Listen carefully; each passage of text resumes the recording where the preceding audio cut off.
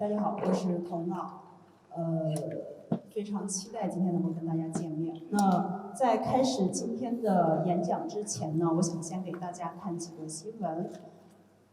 对。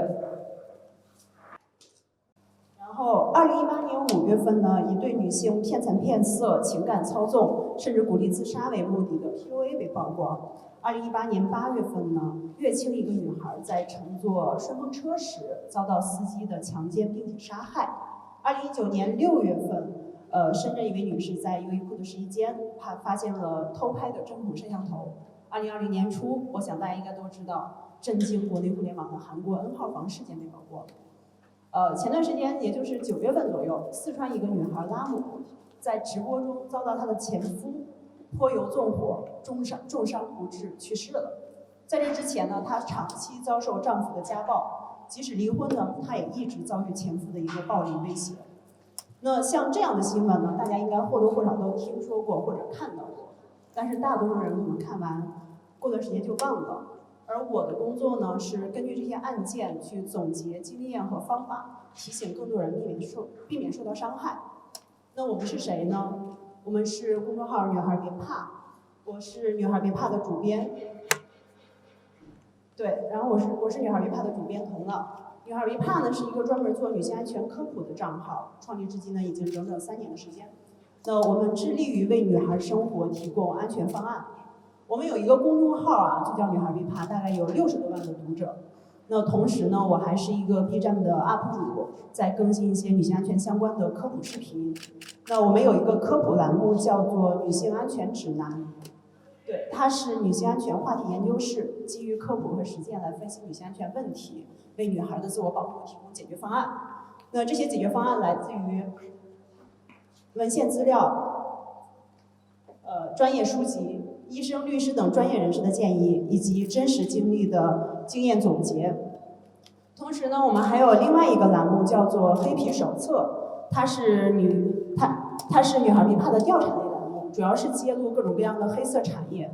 那迄今为止，我们揭露过的黑色产业链包括迷奸药，对，大家可以看一下，这是我们曾经揭露过、曝光过的一些黑色产业。那比如说迷奸药啊、生子丸呀、原味内衣啊，各种各样的。迷奸药呢，其实就是用来迷奸女孩的药物，不小心如果吃了它呢，你会昏迷不醒、任人摆布。那顶足呢，其实就是地铁色狼啊，专门用来或者说专门性骚扰女孩的一群人。抄底呢，就是专门偷拍女孩裙底的人。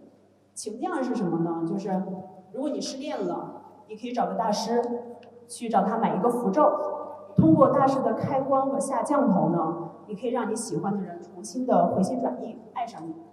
这个名词有点多啊，就是因为时间的问题，我今天就不一一解释了。大家如果想看的话呢，欢迎上 B 站搜索我们的账号“童脑女孩别怕”去关注，里面有非常多这样的视频，然后有非常多这样的名词解释。那在做“女孩别怕”的这3年多的时间里呢，我们接触过大量的女性安全知识，然后采访过不少女性受害者的故事，也做过黑产相关的一些调查。那今天呢，我想从我的工作来出发，跟大家聊3件事，就是从一个人到一群人，从一个性别到另一个性别，以及从一群人到一个人。那第一个问题是从一个人到一群人。我们曾经接到过一个女孩的留言，她是个大学生，今年暑假的时候，她在学校考驾照的时候，在驾校考驾照，然后被一个身高1.9米几、40多岁的中年男教练强吻了。那天她在学科目3的靠边停车，然后一直不得要领嘛，然后一不小心方向盘又打走了。教练说：“你停下来吧，既然惩罚你已经没有用了，那我就来奖励你吧。”没有等他反应过来，教练就搂上了他的脖子，把嘴贴在了他的嘴上。他说：“我感觉到嘴上一湿，脑子里一下就懵了。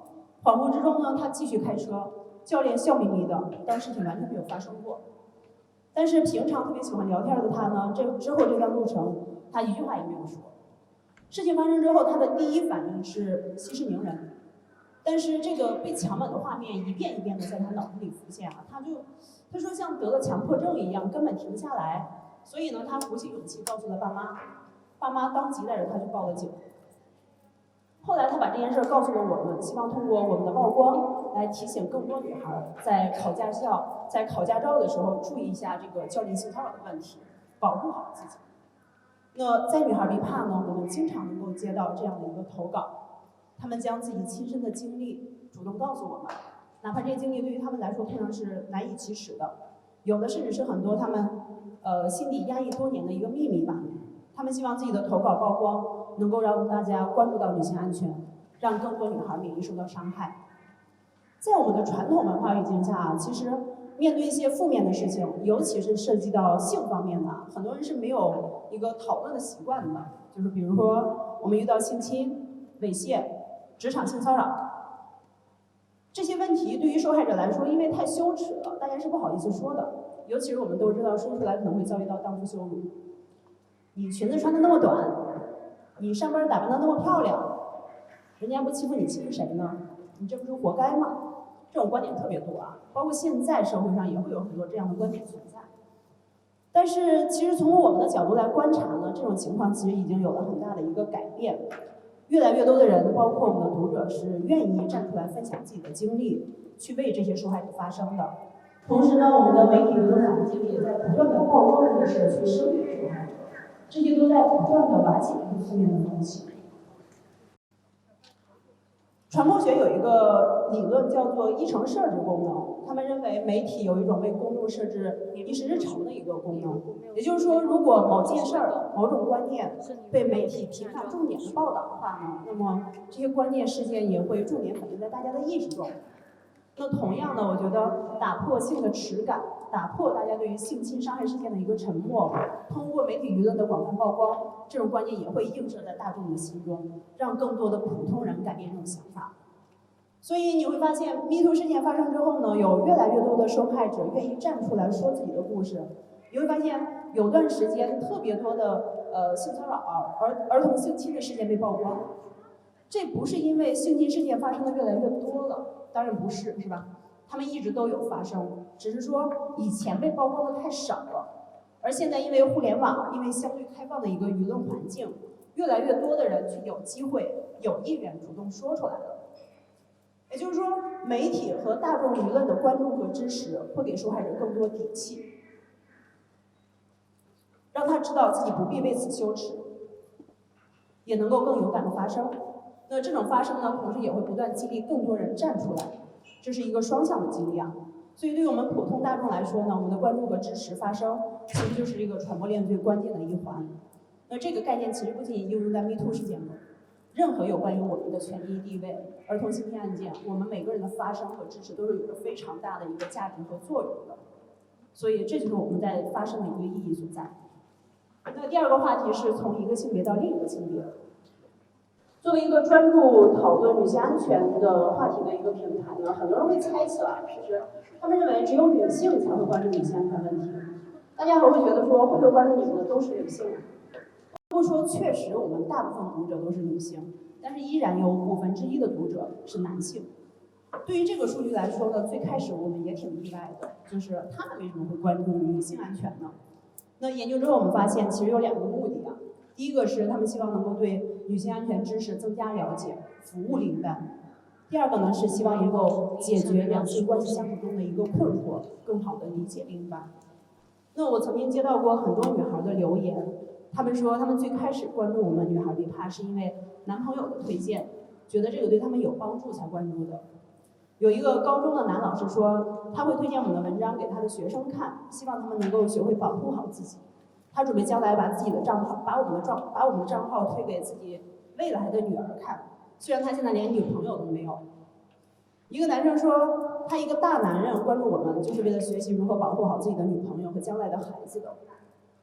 还有的人会看了我们科普 HPV 疫苗的文章，主动带自己的女友去打 HPV 疫苗。他们会替自己的女朋友来我们账号咨询他们遇到的一些问题。那你会发现在女性安全这件事上，男性是从未缺席的，他们一直都是参与者和保护者的一个角色。那男性关注女性安全，其实就是在为他们的亲人或者另一半来关注。这一点从我们女孩别怕的男性读者中是可以非常明确的看出来的。他们都能够希望了解女性，了解女性安全，更加理解保护另一半。那女性安全其实是全社会的责任，是我们作为人类命运共同体共同关心的一个话题。那第三个问题呢，是叫从一群人到一个人，也就是说，那我们今天聊了这么多女性安全的问题，我相信大家都非常关心一个话题，就是我们作为个体，除了去学习女性安全知识，保护好自己之外呢，我们还能做点什么？所以今天我有2点特别想跟大家强调一点。第一个是对安全问题能够再敏感一点，比如说我们在路上碰到一个女孩被纠缠骚扰了，我们是不是可以帮她声援一下，去帮她报个警？我们听到隔壁邻居在打老婆，我们是不是可以带着家人上前去敲个门，提个醒，报个警？不要觉得这是别人的家务事就漠不关心。那我们在地铁、公交上碰到女孩被色狼骚扰了，我帮她录个证据，需要的时候帮她做个证。这些行为都能够非常直接有效的帮助到那个女孩。那第二个问题是对受害者再宽容一点。对，也就是说呢，我们应该允许所谓的不完美受害者的存在。就是什么叫不完美受害者呢？就是举个例子啊，一个女孩和陌生的男网友出去约会，结果被性侵了，或者更极端一点。这个女孩原本就打算跟这个男人去一夜情，结果见面发现呢，这个男网友不是她喜欢的，我不愿意了。结果呢，这个女孩被对方强行性侵了。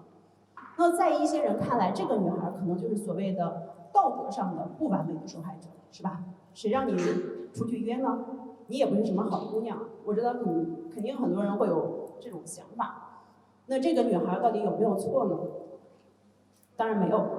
不管任何时候、任何情况下，违背被害者的意愿，使用暴力、胁迫等手段与对方强行发生性行为，这就叫强奸。那这个女孩道德上的完美与否，都改变不了这个男人的强奸事实，这就是犯罪。我们应当谴责的是犯罪行为本身，而不是受害者道德上是不是完美。我常常能接到一些读者的投稿啊，关于他们遇到性骚扰、遇到暴露狂，或者是被跟踪之类的事情，在他们自己讲述的自己的经历的结尾，通常会补充一句话，叫做“我那天穿的非常普通的长裤长袖，我那天穿着厚实的羽绒服”。这句话背后是什么意思呢？我想大家都理解，就是我那天穿得很良家妇女，我不是穿得像荡妇一样。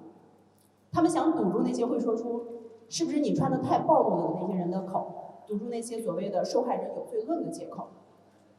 那你会发现，他们自己内心也是严格遵循这个所谓的受害者有罪论的这个逻辑的，即使他们嘴上说的是不要谴责我。所以我们很希望关于这个问题呢，未来有一天能有越来越多勇敢的受害者站出来说，对，没错，我那天穿的是超短裙、露背装，那又怎样？你性侵了我，这就是犯罪。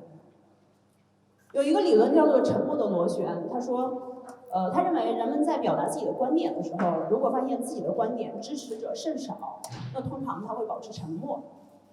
而如果他们认为，如果他们发现自己所持观点得到大多数人的认同，他们往往会更大胆的表达。那久而久之呢，一方的声音就会越来越大，另一方呢就会持续沉默，直到听不到。所以呢，我们非常希望所有人都能够一起努力，让这些所谓的反对受害者有罪论的声音越来越大，因为如果我们继续沉默的话，终有一天呢，这些声音会被彻底的淹没。那么最后呢，作为一个女性安全科普博主呢，我们给大家分享几个安全的小科普。第一个问题叫如何判断你的另一半有没有家暴倾向？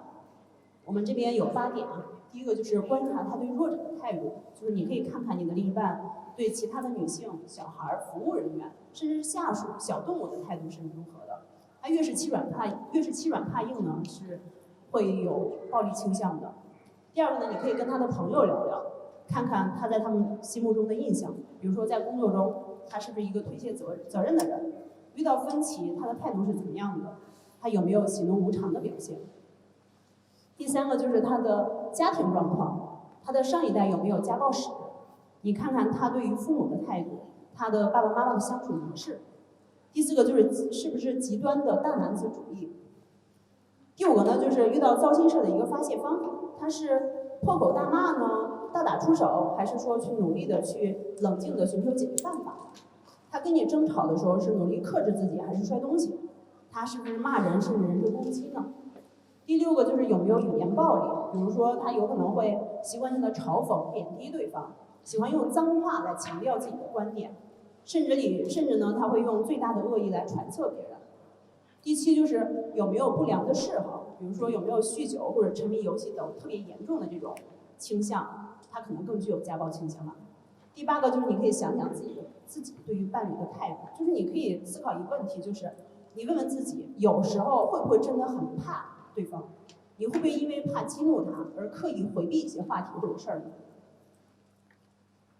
第2个问题呢是，我们可以讨论一个就是关于遭遇性侵该如何保留证据。那这边我们提供了5点，就是这些证据是非常关键的。就是比如说，第1个是身上有反抗痕迹，比如说咬痕、抓痕等等，一定要记得先拍照，再去做 DNA 的鉴定。第2个就是衣服被撕烂，要记得把衣服拍下来，特别是撕烂部分的一个特写。第3个就是有用过的卫生纸啊、安全套啊，要记得用袋子把这个东西装好，避免这些证据被污染，然后交给警察。第4个就是有监控拍下的过程，要记得先报警，然后再把监控拷贝一份备用。第5个就是如果有和对方信息或者通话的，也可以记得保留截图或者保留录音。那第3个问题是发现被跟踪尾随该怎么办？第1个呢就是要记得保持警觉，少看手机，多看路。很多人戴着耳机啊，根本啥也听不到，你根本意识到别人在跟踪你。第2个就是，如果你感觉到被跟踪呢，你可以过马路，然后逆行等等，就是一些反常的行为来确认对方是不是真的在跟踪你，然后也确认是谁在跟踪你。第3个呢，就是联系家人朋友，发送定位，请他们来接你。第4个就是要记得去人多的地方涮一下，甩掉跟踪者，就是比如说地铁啊、商场啊、广场这种人多的地方，其实是容易甩掉对方的。第5个就是你可以趁着地铁或者公交车马上要关门的时候，快速的下车，来分隔他。第6就是去安全的地点去求助，比如说派出所、保安亭，有保安的一些办公楼、居民楼、店铺等等。第7就是去找看起来可靠的男性求助，去请他陪你走一段路，假装你们认识。第8就是如果要大声求救的话，要记得喊着火了，这种它比救命会更有效，它能够快速的引起更多人的注意，千万别喊救命。那我今天的演讲基本就到这里了。非常感谢大家来看。那我们希望所有的女孩都不再恐惧。然后谢谢大家，然后谢谢大家的收看。然后你们也可以在这里找到我们，谢谢。